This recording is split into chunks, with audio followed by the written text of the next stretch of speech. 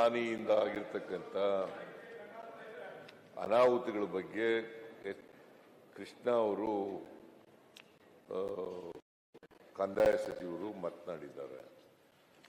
ಬೇರೆ ಸದಸ್ಯರುಗಳು ಕೂಡ 2 ನಿಮಿಷ ಮಾತಾಡಬೇಕು ಅಂತ ಇದ್ದಾರೆ. ಅವ್ರು ಹೇಳಿ ಅದು ಮುಗಿದ ತಕ್ಷಣ ಇವ್ರದ್ದು ತಗೊಳ್ಳಿ, ನಾನು ಬೇಡ ಅಂತ ಹೇಳಲ್ಲ.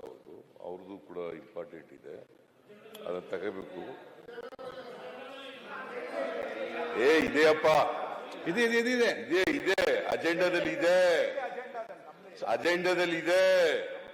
ಅಲ್ಲ ಅಜೆಂಡಾದಲ್ಲಿ ಇದೆ. ಈಗ ಪ್ರಾರಂಭ ಮಾಡಿದ್ದಾರೆ ಮುಖ್ಯಮಂತ್ರಿಗಳೇ, ಪ್ರಾರಂಭ ಮಾಡಿ ವಿರೋಧ ಪಕ್ಷದ ನಾಯಕರಾಗಿ ಕೆಲಸ ಮಾಡಿದ್ದೀರಾ. 4 ದಿನ ಇದೇ ತರ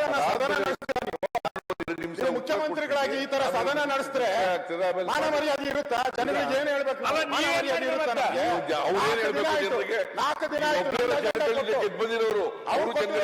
4 ದಿನ ಆಯ್ತು ನನ್ನ ಅಜೆಂಡಾ ಮಾಡಿದ್ರೆ ಮಾಡಕ್ಕೆ ಮಾಡ್ತಾ ಇದ್ದೀರಾ ನೀವು. ವಿರೋಧ ಪಕ್ಷ ಹಿಂಗೆ ನಾವು ಹಿಂಗೆ ಮಾಡಿದ್ರೆ ನೋಡಿದ್ದೀವಿ ನಾವು. ನಿಮ್ ನಾವು ಹಿಂಗೆ ಮಾಡ್ಬೇಕಾ? ಬಾಗಿಲು ಹೇಳ್ದಾಗೆಲ್ಲ ಕೇಳಕ್ಕಾಗಲ್ಲ. ನೀವ್ ಹೇಳ್ದಾಗೆಲ್ಲ ಅಸೆಂಬ್ಲಿ ನಾವು ಬಂದಿಲ್ಲ.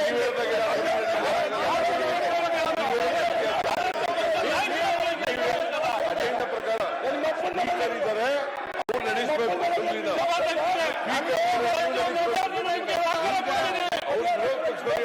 ನಡೆಸಕ್ಕಾಗಲ್ಲ.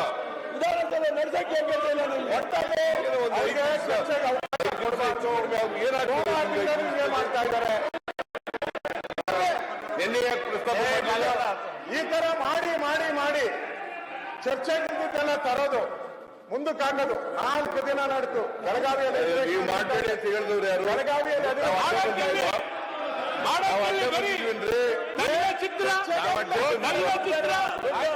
ದಿನ ಸದನಕ್ಕೂ ಬರಲ್ಲ. ರೋಡೆಲ್ಲ ತಂದ್ರೆ ಅದು ಅನೌನ್ಸ್ ಮಾಡ್ಲಿ.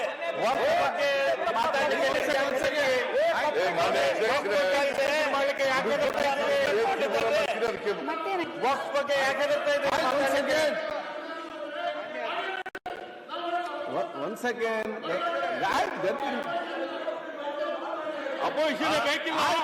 once again, ಈ ತರ ಒಂದ್ ಸೈಡ್ ಆಗಿ ನೆಕ್ಸ್ಟ್ ಅವ್ರು ವಿರೋಧ ಪಕ್ಷಕ್ಕೆ ಬರ್ತಾರಲ್ಲ, ಇದಕ್ಕಿಂತ ವರ್ಷ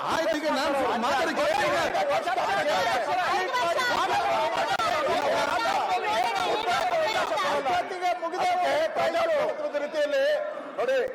ನಾನು ಮುಖ್ಯಮಂತ್ರಿಗಳು ಹೇಳ್ತೀನಿ ಎಲ್ಲರಿಗೂ, ಕಳೆದ 30 ವರ್ಷದಿಂದ ಯಾರು ರೂಲಿಂಗ್ ಪಾರ್ಟಿಯಲ್ಲಿ ಪರ್ಮನೆಂಟ್ ಆಗಿ ಕೂತಿಲ್ಲ. ಪರ್ಮನೆಂಟ್ ನೀವು ಬಂದಾಗ ಇದೇ ಆಗ್ತೈತೆ. ಅದನ್ನ ಯೋಚನೆ ಮಾಡಿಕೊಂಡು ನೀವು ಮಾಡಿ.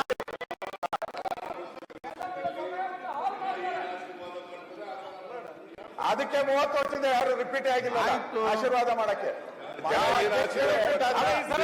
ನೀವು ರಿಪೀಟ್ ಆದ್ರ ಯಾವಾಗ ಆಶೀರ್ವಾದನೆ ಮತ್ತೆ ಬಿಡಿ. ನಿಮ್ಗೆ ಯಾವಾಗ ಆಶೀರ್ವಾದನೆ ಮಾಡಿರಲ್ಲ.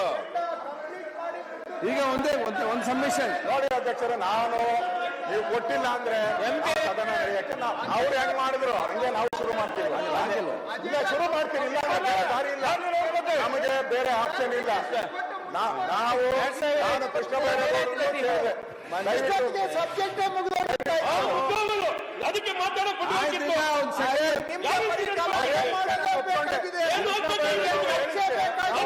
ಪ್ರತಿಪಕ್ಷ ನಾಯಕ ಹೌದು.